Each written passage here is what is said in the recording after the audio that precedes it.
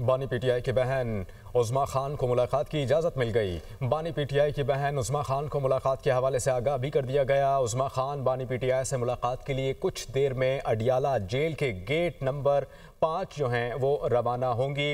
ये खबर आपको दे रहे हैं। बानी पीटीआई की बहन उज़्मा खान को अब मुलाकात की इजाज़त मिल गई है।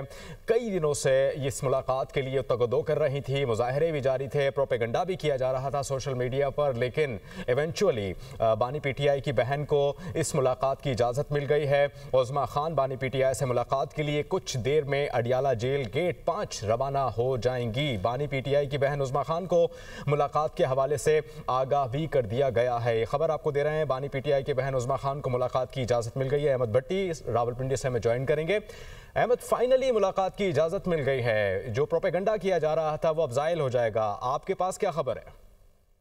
जी बिल्कुल, इस वक्त बानी पीटीआई की मशीरा डॉक्टर उस्मा खान को मुलाकात की इजाजत मिल गई है और वो जेल की जानब रवाना हो चुकी है, जबकि इस वक्त फैक्ट्री नाके पर कारकुनों की बड़ी तादाद मौजूद है और गोरखपुर नाके से भी काफी तादाद में लोग आ रहे हैं। लेकिन ये मुलाकात होने के बाद इसका पता चलेगा कि क्या तहरीक इंसाफ और अलीमा खान यहाँ पे धरना देंगी या नहीं, क्योंकि गुज़श्ता मंगल को उन्होंने कहा था कि एक बहन की मुलाकात की इजाजत करा दें, हम चले जाएंगे।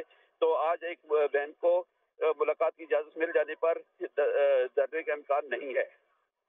ठीक है, आपने ये बताया कि अगर मुलाकात हो गई तो जो धरना था वो ख़त्म हो जाएगा और मज़ीद जो धरने का इम्कान था वो भी ख़त्म हो जाएगा। अहमद, आप हमें अपडेट कर रहे थे इस मुताल्लिक, बहुत शुक्रिया आपका।